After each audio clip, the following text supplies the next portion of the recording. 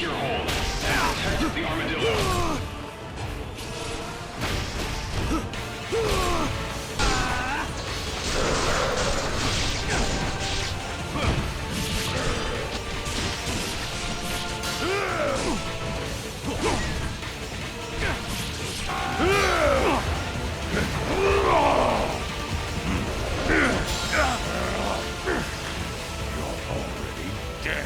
Hello, my name is Walty, and welcome to In a Nutshell. This is a new series I plan on having on my channel. In terms of when the next video in this series will come out, I don't know. These videos take a long time to make. To give you all an idea, right now, before I've started putting the video fully together, I've already spent about 3 weeks on this, and about 6 hours just scrubbing through the audio. It's mostly my fault though, because of the way I do my videos. Unscripted nature. I have to scrub through a lot of stuff. This isn't going to replace my normal content in the slightest, but I do plan on having this be on the channel here and there. Let's go over some disclaimers. First and foremost, this video is not scripted. Instead, I made talking points and then re-recorded the lines over and over and over and over and over and over until I got something that I liked. I cannot follow a script, even if I'm the one writing it. So if I start to go off on a tangent and you notice a cutoff, that's why. For the second disclaimer, this video is a collaboration between me and Splinter. I was given permission to use some of his footage, and I am going to. You'll know it's his footage because 1, I'll put his channel icon in the video there, but 2, he's using a face cam and I did not. And as for the final disclaimer, there will be footage from Ninja Gaiden 2 Sigma, Ninja Gaiden 2 Black Remake, and the original Ninja Gaiden 2. The footage from the original Ninja Gaiden 2 is not mine. Most of it will be from Splinter. Some of it was from a random video that I found on the interwebs, where I'm going to use probably 2 minutes of footage from that to show some of the bosses that I can't talk about otherwise. With all that said and done, let's get into it. Now let's talk about the weapons of this game. We're going to cover a lot of them. I'm not going to go into great detail with any of them, mostly because I don't remember. The first weapon you do start out with is the Dragon Sword. The Dragon Sword is an incredibly good weapon. It's well balanced, it's fast, you can block with it pretty consistently. It's got a really quick timer for counterattacks. It's a very good weapon. The next weapon, however, is my personal favorite. It is the Lunar Staff. This weapon is amazing. It's got good range, good combo attacks. It is such a fun weapon. You'll see gameplay of it in the background, obviously. I love this weapon, and I recommend it. One of my favorite things about this weapon is the Azuna drop. That's going in for a combo, then jumping up and then doing the Azuna drop with it. It just makes me so happy. The next weapon I'm going to talk about is the Tofa. The Tofa, or as I like to call them, my beating sticks, are exactly that. They're slightly slower than the Lunar Staff, but they pack a punch, and once they get going, it'll be hard-pressed for most enemies to be able to stop you in the combo. It's a very good weapon. In the same vein, the Flogorian Flail is very similar, although I have to admit something when it comes to that. I actually like the Kuzura Gamma more. And the Kuzura Gamma is essentially a Flogorian Flail, with the added bonus that there's only one of them, and it's got a ball and chain. Their movesets are somewhat similar. I just like the Kuzura Gamma better. By the way, I'm probably butchering that. If I am, you know what? I'm not Japanese. The next weapon I'm going to talk about is kind of a meh weapon for me, and that is the Dragon Claw and Tiger Fang. They're 2 katanas. They're okay. I mean, I don't have anything bad to really say against them. I also don't have anything good to say against them either. The next weapon we'll talk about, I actually don't know the name, but it's the big ass sword. I don't like this thing. It's slow, it's cumbersome, and I feel like there's just better options. I don't have anything else to say about it. I will admit I don't use it enough, so it might actually be a really good weapon, but I typically don't use it because of how slow it is. Speaking of slow, the Eclipse Scythe. I used to think this weapon was extremely slow and useless. I was wrong, this weapon's actually fun as fuck. Recommend using it. It's still not in the top 10 of my favorites, or, you know, the upper echelon of my favorites, but I do like it. And not quite finally, but pretty close, the Falcon Talon. You get to be Wolverine. I don't even need to say anything else. Literally, you get to be Wolverine. Now there is one more weapon to talk about in terms of melee weapons that I'm aware of, but that requires spoilers, so here's your warning. Spoiler. The final weapon you get is the Fiend Blade, which gets mixed in with the Dragon Blade, and then it essentially has a similar but quicker moveset to the Dragon Tiger Blade. Dragon Claw, yeah, Tiger Fang Blade. Looked that up to make sure I was not talking on my ass. Anyways, it's a good weapon. You get that after your final fight with Gene Sheen, so that's why there was spoilers. In terms of the long-range weapons, there's two main weapons. There is a bow, and there is a gun.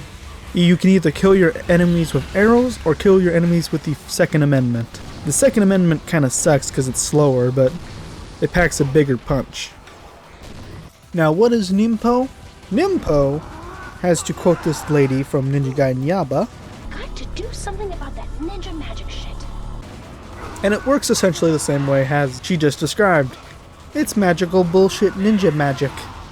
Honestly, it's used as a get out of jail free card, or if you really don't like a boss. You won't be using it in normal combat all that much. At least in this game. In the first game, yes. In the third game, absolutely. I don't know about the fourth game yet, I haven't played it yet. Now then, on to the Nimpo. There's the first Nimpo, the Art of Inferno. It's a fireball. The second Nimpo, the Art of the Flame of Phoenix. This spawns in, I think it's 4 little birds, and they attack enemies for you, and it's kinda useless. Not gonna lie. The next one, the Art of the Windblade, it's pretty good. It gives you slashing attacks, and it's a decently ranged one. The next one, the Art of the Piercing Void, really good. I approve. And apparently there's another one called the Art of the Raging Mountain God, although I have never used that one. And that might not be in this game, that's according to Google. So I can't testify to that one. And all that together would be all of the weapons in Ninja Gaiden 2. This game's got really good enemies. I'm not going to go into depth onto all of them. We're just going to talk about the basics. You've got 2 types of enemies. You got human and fiend. Towards the end of the game, the line gets blurred. But the human enemies are from the Spider Clan. They're ninja. They come in different flavors, and they're all fun to fight. Except for the spellcasters, they can go fuck themselves. They don't give a fuck about the room size, they cast Fireball. And the second type of enemies, the Fiends. Fiends come in a bunch of varieties, although the one I want to mention is the one that gave me borderline PTSD, and that is the Fish. Fuck the Fish.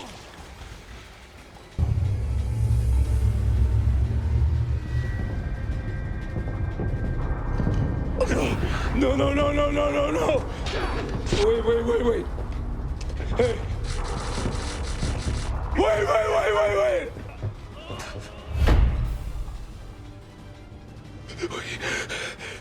The Fish is the most horrible enemy in any game ever. It's worse in the first Ninja Gaiden game, but just the near sight of it in Ninja Gaiden 2 always scares the shit out of me, even though I've played this game like 2 or 3 times now. And I know they're not that dangerous in this version. One of the most important parts of the combat, in my opinion, is the Azuna drop.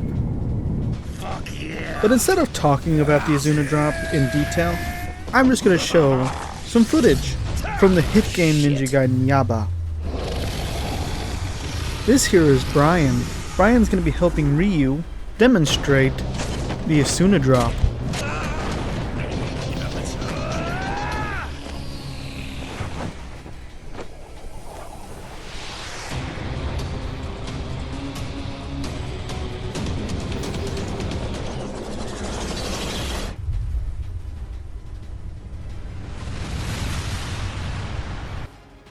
Yes, that was an unedited cutscene from Ninja Gaiden Yaba.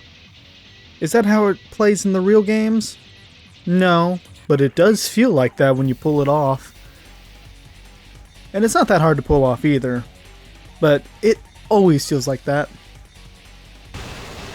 And here's the very first fight of Sigma. This is a Sigma only boss, the Buddha. It's not a very difficult fight, and you can pretty well beat it without trying too hard. It's only a Sigma fight. It's not in the original Ninja Gaiden, and it's also not in Ninja Gaiden Black. It's an okay fight though. The next fight is this ninja wannabe. He's from the Spider Clan, which is going to be very important here in just a little while. But he mutates into this nasty ass spider dude. I cannot pronounce his name, so I'm not even going to bother. Depending on what version you're playing will depend on how badly this thing will kick your ass. If you're playing on Sigma, you can absolutely eviscerate him. If you're playing on Ninja Gaiden Black, he's gonna hurt. He stuns way easier on the Sigma version, and he does not stun as easily on the Black version. Just get that out right now. Psych, you thought the Buddha was dead. He's not. This is the damage Buddha. He has the exact same moveset as the first Buddha, except I think he's got like the holy attack.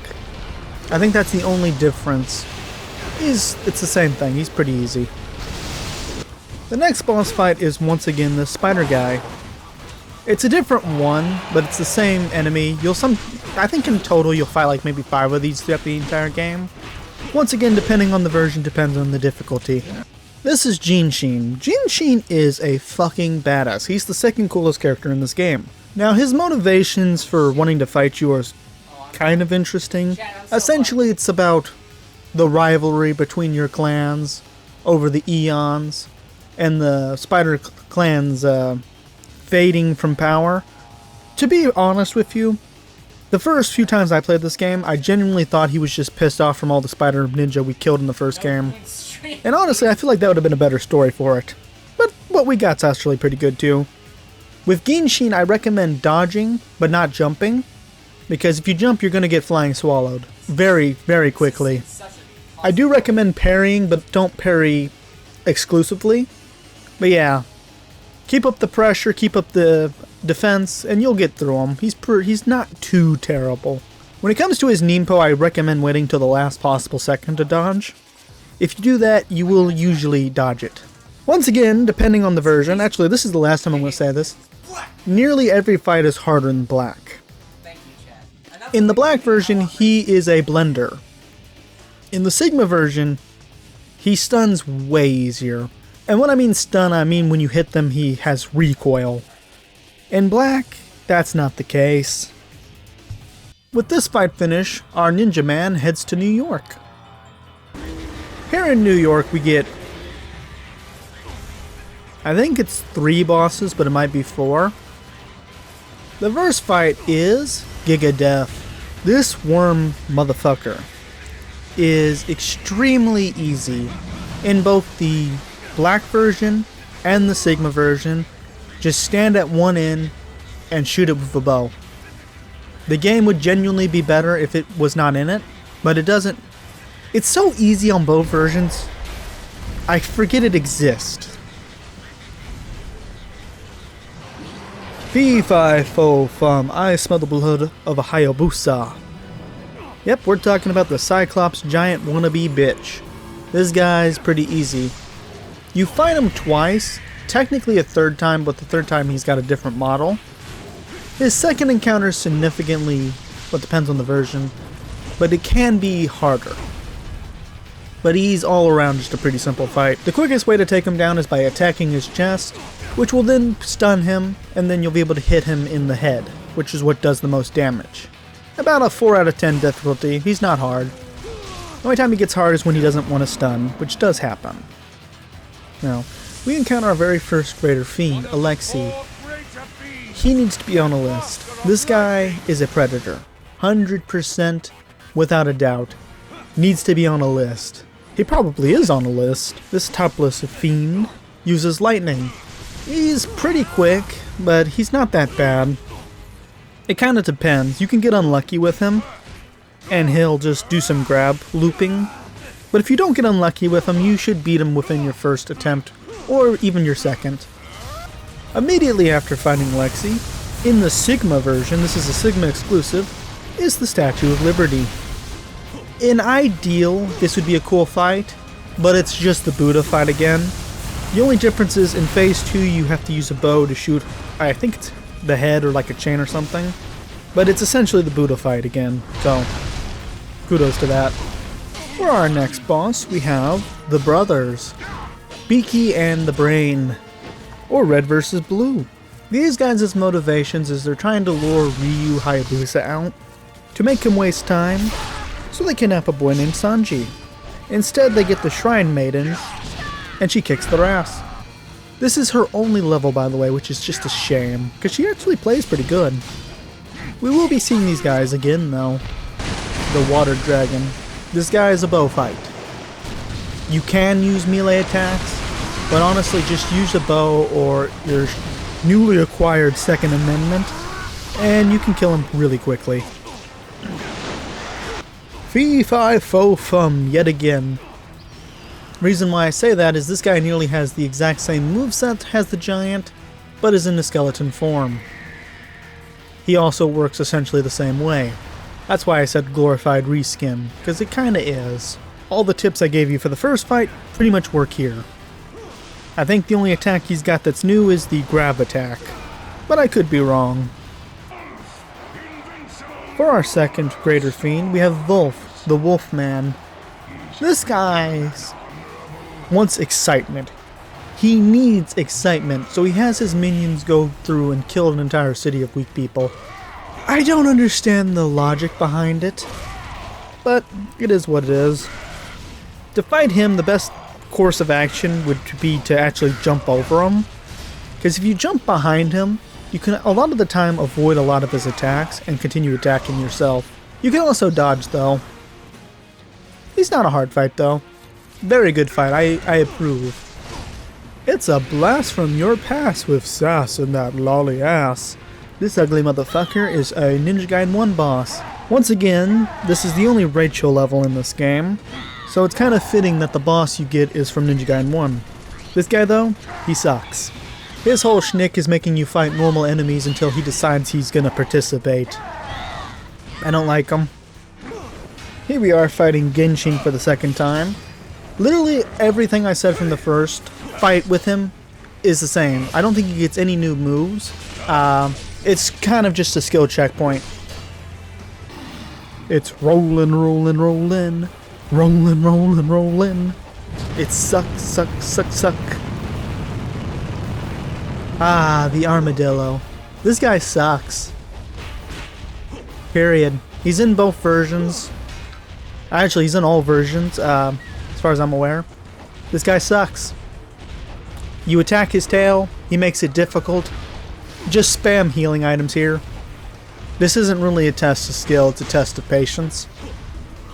The giant, Phase 3. In the Sigma version, it's the same fight as the first fight. In the black version, he's got 2 or 3 enemies that help him. It doesn't really make a difference though. Now that we're in Russia, we have to fight our third greater fiend, Count Succula. This guy here is the Priest of Fire. You know, he's actually pretty easy. He's got, I believe it's 3 different combo attacks he can do, which is punch punch, punch punch punch, and punch punch punch punch punch. He's pretty vulnerable while he's doing his laser attack and shortly after he's thrown his final fireball. His grab attack is kind of brutal, but other than that, I say he's the easiest out of all the greater fiends. This Nosferatu looking ass motherfucker thinks he's cool, but he's not. Once again, we get to play as, I think her name's Ayane, and her fight is to fight this priest lady who ate the dragon gem. I don't really have any tips for this fight or any non-tips. It's a pretty simple fight. Yeah. After you fight her though, you get like an interesting character that gets revealed, but I do not know what that person's from. I had to assume it's from Dead or Alive or that fucking bikini game. I don't know, I haven't played any of those. Ryu Hayabusa heads to the jungle and fights the Dragon Man. There's not a lot to say about this fight. You attack its tail until it stuns. Once you get done attacking its tail, you attack its head. You do that 3 times. You're good. Pretty simple fight. I would be surprised if you died. For the next fight, Elizabeth. I hate this fight. I don't understand this fight. I genuinely don't. I do not get this fight, so I can't really give you any hints on how you're supposed to do it, because I still don't understand it. I know the black version's harder than the Sigma version by a long shot, but I genuinely cannot give you any tips to fight it. You gotta understand your enemy in order to beat it well, and I don't understand her. After we beat her, we get told by Genshin to head to Mount Fuji to fight him again. Blood for the blood god. As Ryu, you're gonna encounter the Tengu brothers in Hayabusa village. After you kill one, or get close to killing one, the other one's gonna flee. The tip for these guys is to focus one always, and to just kind of dodge whenever you feel like it would be a good idea. Just kind of try to focus one. You'll have to fight them again another time. Right after fighting them, you fight a boss that has now been demoted to just a normal enemy. Well, not really normal, but a sub-normal enemy. And that is the Spider Clan Ninja Spider Guy. Gotta love it. You fight 2 of them too, so it's actually kind of tricky. After heading up through Mount Fuji, around the halfway point, you're gonna fight the Tengu brothers again. This time, killing them, which is nice. The same tips apply, obviously, so it's not that big of a deal. It's Genshin, and he has the high ground. You know what that means? That it's time for another ass beating. This version of Genshin actually has a pretty strong grab attack. It's pretty brutal, and because of the way the terrain's semi-uneven, it makes this fight more intense. It's still not the hardest fight for him, but man, that grab attack that goes into a fucking Azuna drop is peak. I love Genshin. He's such a fucking good boss. There's no new tips, except try to avoid that grab attack. But man, it's a cool grab attack. We've officially entered into the boss rush part. This portion of the game for both the Sigma and Black has you refighting a lot of the bosses. The first one up is the Ninja Gaiden 1 boss. The same tips apply. He's excited to see Ryu though, because when he fought Rachel, he wanted to fight Ryu. Now that he's in hell, he gets to fight Ryu. And Ryu kicks his ass. The same tips apply for the Fire Priest. He's got the exact same moveset. Wolf, the second of the Greater Fiends that you're going to fight down here in a row. The only differences in this version, or not this version, this battle he gets some horsemen with him. Alexei is significantly harder in his second time fighting him. I don't know why, he's just a lot harder. I guess the power of lust compels him. At the end of this boss rush, well, mostly at the end of this boss rush, you get to fight Genshin the Fiend. Guy, such a good boss. So for starters, he's got a lot of speed to him. Like a lot of speed. He still has that grab attack, but now he'll periodically use Nimpo like fire along with the still Dark Orb attack. This is just peak. The best time to really get attacks in on him is right after he's landed on the ground, typically. Because he'll do a teleport into the sky and then do a slash attack down. If you can avoid that, that's a really good opportunity to get a hit on. Or after he's done his fireball attack. If you see him charging up, you need to back off because that is what you do. It's one of your ultimate techniques, but he's using it.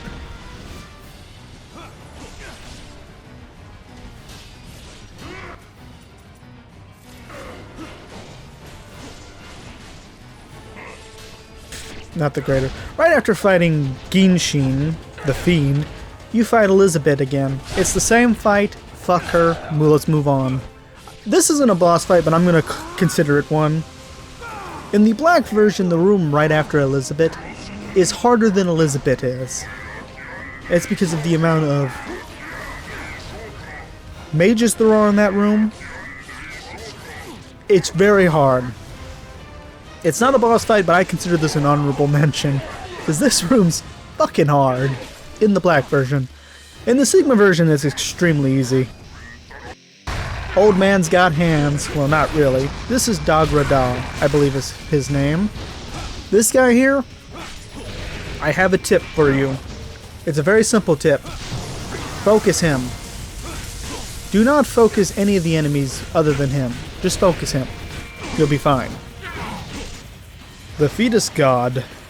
This guy is the Archfiend, the guy we've been trying to keep from resurrecting the entire game. It's a gimmick fight. His second phase is slightly better, but meh. And finally the Kaiju. I don't know, I just shoot guns and bows at him. I don't really try with him. So I don't have a good tip for you. Usually around this time of the game I'm just trying to get done. Honorable mentions for fights. Well, dishonorable mentions for fights. These fights are all exclusive to the original version of Ninja Gaiden 2.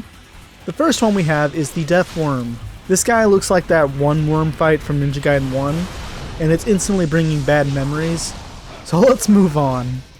Now, the next fight you're going to fight in Ninja Gaiden 2 Black, that's exclusive to that version, is this dragon fight. It looks like just a bow fight, so it's not that interesting, but apparently it exists. But only in the original version. The final Ninja Gaiden 2 original exclusive fight is the Dual Armadillos. Yeah, this fight just looks terrible. It does. Anyways, this footage was taken by a YouTuber. I'm going to find their name, and I'm going to put it in the video here, along with put them in the description. Because I don't own Ninja Gaiden 2, the original. But a question you might be asking is, why are we even doing this? And for that, we're going to talk about the story. Now, obviously, I've talked about plenty of spoilers. I'm going to continue talking about them, so if you don't want them, you should skip. Alright. Now on to the poorly summarized story for Ninja Gaiden 2. The story starts with Irene talking to a familiar character, the blacksmith from Ninja Gaiden 1. She's asking about Ryu Hayabusa. Reason why she wants to find Ryu Hayabusa is the CIA got some info that the cult of the Fiend is trying to resurrect a greater fiend. Right as she gets kidnapped, Ryu Hayabusa shows up, but he's too late to save her, at least for now. Later on in the level, you end up saving Irene from a greater fiend. But not the greater fiend, not the Archfiend. The greater fiend you save her from is Elizabeth, the Blood God. She sucks. But she does give you a truth bomb before Elizabeth runs off, that your village is currently being attacked by Genshin and the Spider Ninja Clan. The reason why Genshin and the Spider Clan's attacking the Hayabusa clan and the Hayabusa village is some old blood that probably didn't even really matter. I am still impartial to the fact that his motivation should have been the fact that Ryu Hayabusa murdered a bunch of Spider Clan in the first video, the first game.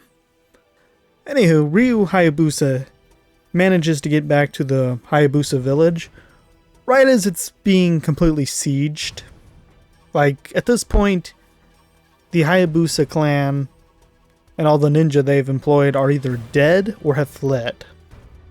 So it's basically just the Spider Clan and Joe Hayabusa, Ryu's dad, that you heard about in the first game but never saw. Ryu fights his way through the village, styling on his enemies in the process, until he comes into the chambers. Right as Genshin is defeating Joe Hayabusa, but not really, because Joe didn't die. Ryu gets to witness not only his father get essentially bested, but also the demon statue, which is what the Hayabusa clan's been guarding for centuries, gets stolen. By the way, considering the demon sword got stolen in the first game from the Hayabusa village, and now the demon statue, I'm starting to say they probably shouldn't store all the demon sealing things in one location. That's just me.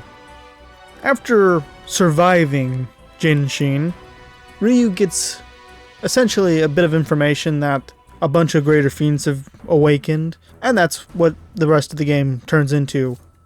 It's like an anime episode after this point.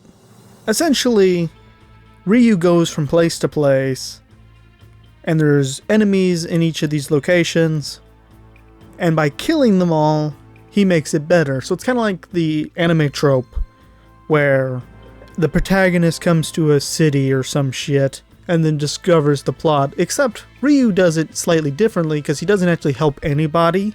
Even when he could save a civilian, he just doesn't. My boy Ryu's strictly out here to kill the Greater Fiends, and it's kind of hilarious. So we follow Ryu from place to place. He heads to New York to kill a pedophile. He then heads to Spain to kill a furry, hops on a helicopter, flies over the ocean to board a Sonic 2-ass level. One of my favorite levels in the game, by the way. Where he fights Genshin and destroys his shit. Crash lands the plane in essentially Russia. Goes and fights an overzealous Russian pyromaniac demon thing. Easiest Greater Fiend in the game, by the way. He then heads to the rainforest to beat up the Blood God. Gets told by Genshin that, hey, by the way, your journey ends where it began, essentially. And we head up to Mount Fuji, where we fight Genshin in a Star Wars-esque fight, before descending into literal hell, re-killing all the Greater Fiends again, because, yeah, you know, that's Ryu for you. He killed their body, then he killed their soul, before killing the Greater Fiend, yet again, and then accidentally bleeding on it and creating the Kaiju Fiend, which he kills again, and he also survives a nuke.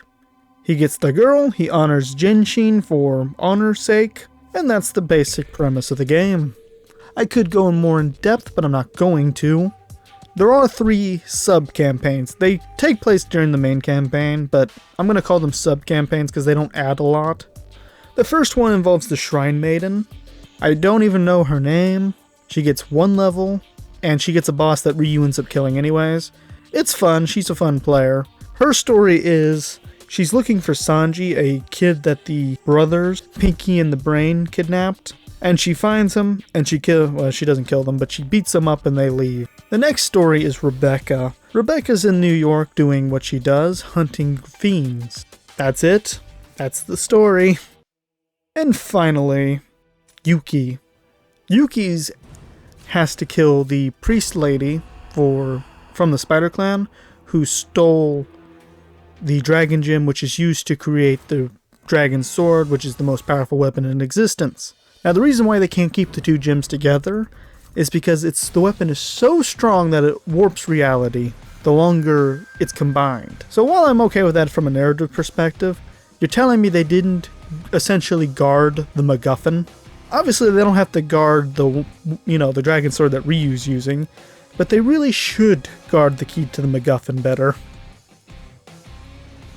Now, I'm not dissing the story for Ninja Gaiden 2. I actually like it. But at this game's heart, it's an action game, so the story doesn't matter that much. But I did feel like it would be appropriate to talk about it in a not serious way. Well, that's about it for the in a nutshell of Ninja Gaiden 2. I hope you enjoyed this video. It took a lot of work to make it happen.